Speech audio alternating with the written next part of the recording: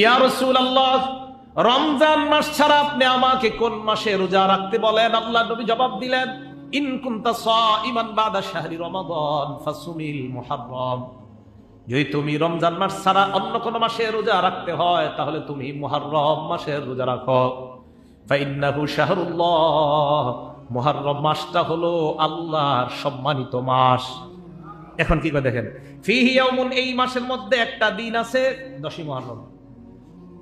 এই দিনে তাবাল্লাহু ফিহি আলা কওমিন, এই দিনে আল্লাহ এক সম্প্রদায়ের তওবা কবুল করেছেন। আমি নবীর আশা ওয়া ইয়াতুবু ফিহি আলা কওমিন আখারিন, কিয়ামত পর্যন্ত অন্যান্য জাতির তওবা আল্লাহ কবুল করবেন। আশুরার রোজার তাৎপর্য, 2 নম্বর আলোচনা, আশুরার রোজার তাৎপর্য। সহিহ বুখারী হাদিস নাম্বার 2004 নম্বর হাদিস, আব্দুল্লাহ ইবনে আব্বাস রাদিয়াল্লাহু তাআলা আনহুমার বর্ণনা। তিনি বলেন, কাদিমান নবী সাল্লাল্লাহু আলাইহি ওয়াসাল্লাম আল মাদিনা, নবীজি মদিনায় আসলেন।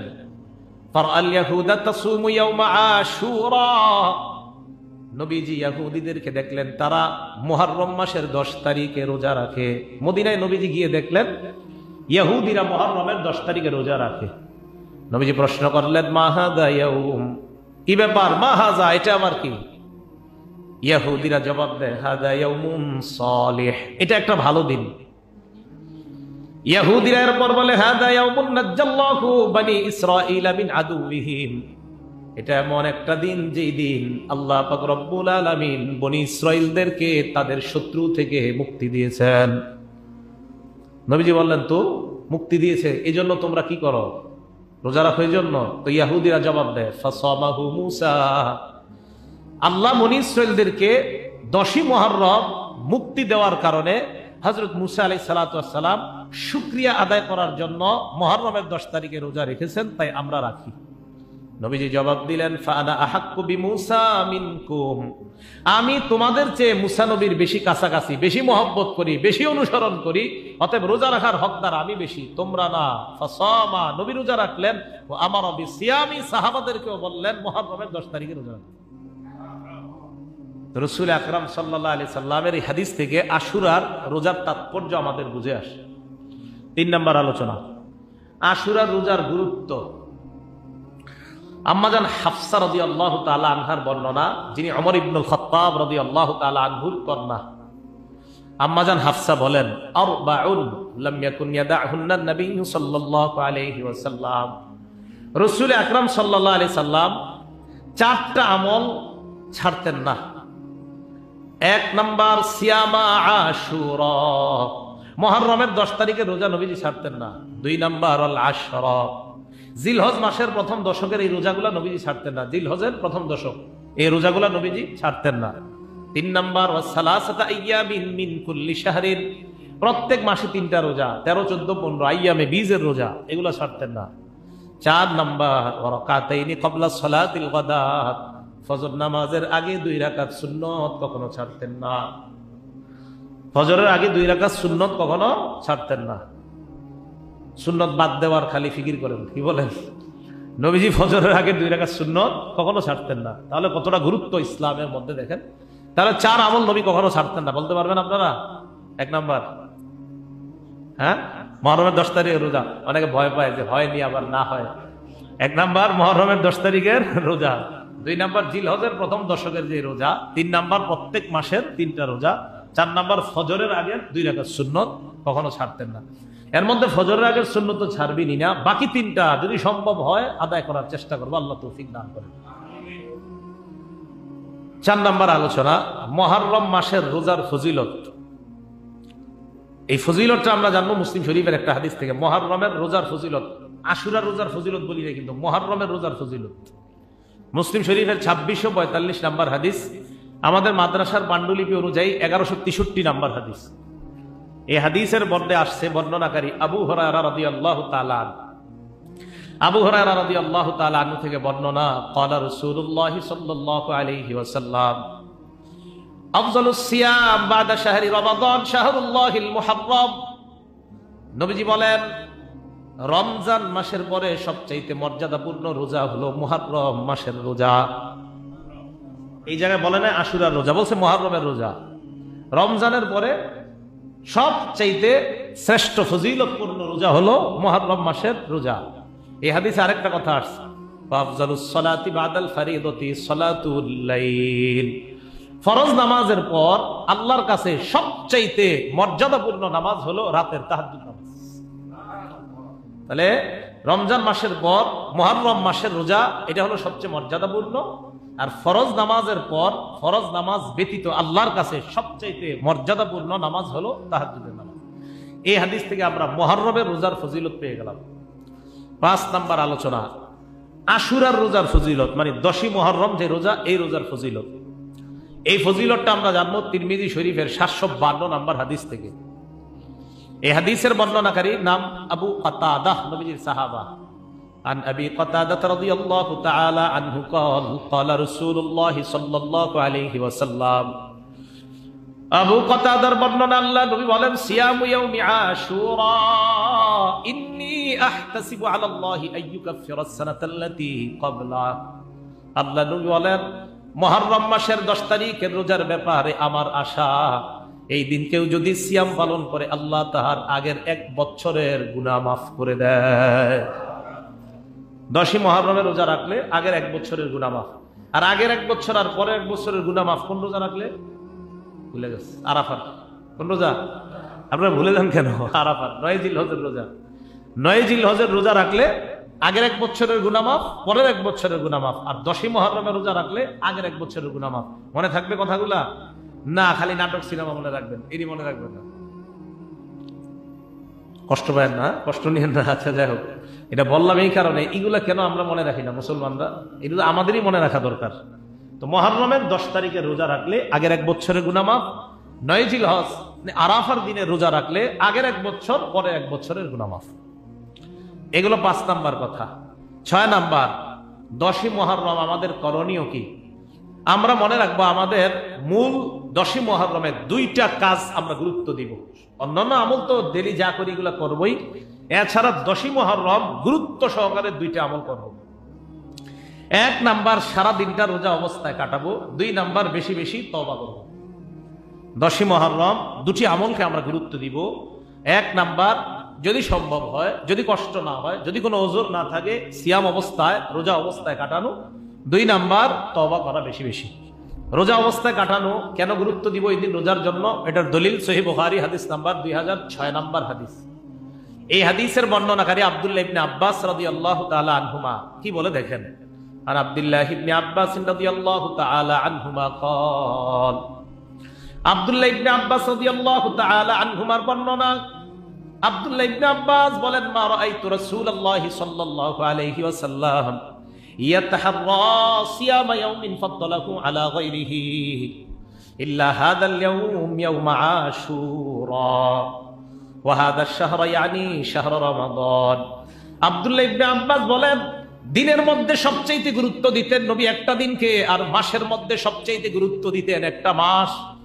আব্দুল্লাহ ইবনে আব্বাস বলেন, দিনের মধ্যে সবচেয়ে গুরুত্ব দিতেন যে দিনটাকে আল্লাহর নবী, সেই দিনটা হলো 10ই মুহররম। আর মাসের মধ্যে সবচেয়ে গুরুত্ব দিতেন যে মাস, ওই মাসটা হলো রমজানের মাস। তাহলে নবী সবচেয়ে গুরুত্ব দিতেন যে দিনটাকে, এটা হলো 10ই মুহররম। আর এই 10ই মুহররমের কিসকে গুরুত্ব দিতেন? ইবনে আব্বাস বলেন, সিয়ামা ইয়াউমিন, 10ই মুহররমের রোজাটাকে নবীজি খুব গুরুত্ব দিতেন। আর রমজান মাসের ওই মাসের রোজাকে মাস হিসাবে সবচেয়ে গুরুত্ব দিতেন। তাহলে দিন হিসাবে একটা দিনের রোজাকে গুরুত্ব দিতেন, মুহররমের 10 তারিখের রোজা। আর মাস হিসাবে একটা মাসকে গুরুত্ব দিতেন, সেটা পুরা রমজান মাসটা। তাহলে 1 নাম্বার আমল আমরা পেয়ে গেলাম, ওই দিন সবচেয়ে গুরুত্বপূর্ণ কাজ রোজা রাখা। 2 নাম্বার, তওবা করা। তওবার দলিল কোথায় আছে? তিরমিজি শরীফের মধ্যে আছে 741 নাম্বার হাদিস। বিসমিল্লাহ। তিরমিজির বর্ণনা 741 নাম্বার হাদিস। এই হাদিসের বর্ণনাকারী আলী ইবনে আবি তালিব রাদিয়াল্লাহু তাআলা আনহু। আলী ইবনে আবি তালিব রাদিয়াল্লাহু তাআলা আনহু বলেন, এক ব্যক্তি আমাকে প্রশ্ন করছে, মানে আলী ইবনে আবি তালিবকে এক ব্যক্তি প্রশ্ন করছে। কি প্রশ্ন? আইয়ু শাহরিন তা'মুরুনি আন আসুমা বা'দা রমাদান। আলী ইবনে আবি তালিব বলেন, এক ব্যক্তি আমাকে প্রশ্ন করলেন, রমজান মাস ছাড়া আর কোন মাসে আপনি আমাকে রোজা রাখতে আদেশ করেন? রমজানের রোজা তো রাখবই, ফরজ। এটা ছাড়া আর কোন মাসে আমি রোজা রাখবো একটু আমাকে বলেন তো। আলী ইবনে আবি তালেব জবাব দিলেন, মা সামিআতু আহাদান ইয়াসআলু আন হাদা ইল্লা রাজুলান। তুমি যেই প্রশ্নটা আমাকে করছো, আমি এই প্রশ্নটা নবীজিকে কাউকে করতে দেখি নাই, এক ব্যক্তি ছাড়া। তুমি আমাকে যে প্রশ্নটা করছো, অবিকল এই প্রশ্নটা আল্লাহ রসুলকে আমার জানা মতে একজন মানুষকে করতে দেখছি। হযরত আলীকে প্রশ্ন করছে, রমজান ছাড়া কোন মাসে আমি রোজা রাখবো বলেন তো? হযরত আলী কয়, তুমি যে প্রশ্নটা করছো, এক ব্যক্তি নবীজিকে এই প্রশ্নটা করছে, আমার জীবনে দেখা আর কেউ নবীকে এই প্রশ্নটা করে নাই। নবীজিকেও অবিকল এই প্রশ্ন করছে এক ব্যক্তি। কি? নবীজিকে প্রশ্ন করছে, আইয়ু শাহরিন তা'মুরুনি আন আসুমা বা'দা শাহরি রমাদান। ইয়া রাসূলুল্লাহ, রমজান মাস ছাড়া আপনি আমাকে কোন মাসে রোজা রাখতে বলেন? আল্লাহ নবী জবাব দিলেন, ইন কুনতা সাইমান বা'দা শাহরি রমাদান ফাসুমিল মুহাররম। যদি তুমি রমজান মাস ছাড়া অন্য কোন মাসে রোজা রাখতে হয়, তাহলে তুমি মুহররম মাসে রোজা রাখো। ফাইন্নাহু শাহরুল্লাহ, মুহররম মাসটা হলো আল্লাহর সম্মানিত মাস। এখন কি করে দেখেন, ফিহি ইয়াউমুন, এই মাসের মধ্যে একটা দিন আছে 10ই মুহররম। এই দিনে তাবাল্লাহু ফিহি আলা কওমিন, এই দিনে আল্লাহ এক সম্প্রদায়ের তওবা কবুল করেছেন। আমি নবীর আশা ওয়া ইয়াতুবু ফিহি আলা কওমিন আখারিন, কিয়ামত পর্যন্ত অন্যান্য জাতির তওবা আল্লাহ কবুল করবেন। তাহলে আমাদের তওবা আল্লাহ কবুল করবে, আশাবাদী নবীজি। তাই আমরা পেয়ে গেলাম দুইটা আমল, এক রোজা রাখা, 2 নাম্বার তওবা করা। এগুলো 6 নাম্বার আলোচনা। 7 নাম্বার আলোচনা, কোন দিন রোজা রাখা উত্তম, 9-10 নাকি 10-11? প্রথম কথা, 9-10 রোজা রাখা উত্তম। এই সপক্ষে কয়েকটা দলিল নেন। 1 নাম্বার দলিল, তিরমিজি শরীফের 755 নাম্বার হাদিস। এই হাদিসের বর্ণনাকারী আব্দুল্লাহ ইবনে আব্বাস রাদিয়াল্লাহু তাআলা আন, তিনি বলেন, আমার রাসূলুল্লাহ সাল্লাল্লাহু আলাইহি ওয়াসাল্লাম বিসাওমি ইয়াউমি আশুরা, রাসূল আকরাম সাল্লাল্লাহু আলাইহি সাল্লাম আশুরার দিনে রোজা রাখার আদেশ করেছেন। তাহলে 10ই মুহররমের কথা পাইলাম। হাদিসের শেষে ইবনে আব্বাস বলেন, সুমুত তাসিআ ওয়াল আশিরা, তোমরা রোজা রাখো 9 তারিখে এবং 10 তারিখে। এই হাদিসের শেষে আসে সুমুত তাসিআ ওয়াল আশিরা, তোমরা 9 তারিখে রোজা রাখো এবং 10 তারিখে রোজা রাখো। তাহলে এই হাদিসের মধ্যে আমরা পাইলাম 9-10 রোজা রাখা। আচ্ছা দেখেন, আরেকটু গুরুত্ব সহকারে 9-10 কথা আসে। মুসলিম শরীফের 2556 নাম্বার হাদিস, আর আমাদের মাদ্রাসার পাণ্ডুলিপি অনুযায়ী 1134 নাম্বার হাদিস। এই হাদিসের মধ্যে আসছে রাসূল আকরাম সাল্লাল্লাহু আলাইহি সাল্লাম আশুরার দিন রোজা রাখলেন। মন দিয়ে শুনেন, এটা আব্দুল্লাহ ইবনে আব্বাসের বর্ণনা। 4টা বর্ণনা করব, সব আব্দুল্লাহ ইবনে আব্বাসের বর্ণনা। তো আব্দুল্লাহ ইবনে আব্বাস রাদিয়াল্লাহু তাআলা আনহুমার বর্ণনা, তিনি বলেন, হিনা সামা রাসূলুল্লাহ সাল্লাল্লাহু আলাইহি ওয়াসাল্লাম ইয়াউমা আশুরা, আশুরার 10 তারিখে আল্লাহ নবী রোজা রাখলেন। রাখার পর আমারা বিসিয়ামিহি, সাহাবাদেরকে রোজা রাখতে আদেশ করলেন।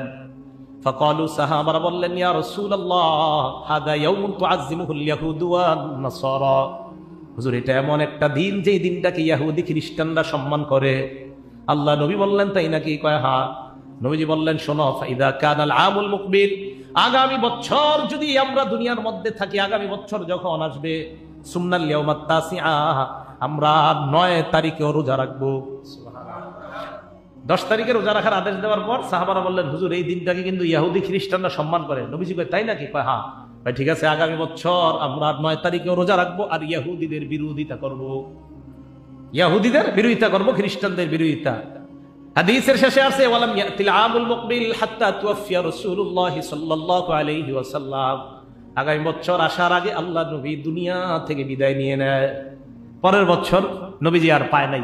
তো হাদিস থেকে বোঝা যায় নবীর আশা ছিল, আগামী বছর যদি আমি পেয়ে যাই মুহররম মাস, তা আমি 9 তারিখে রোজা রাখবো, 10 তারিখে।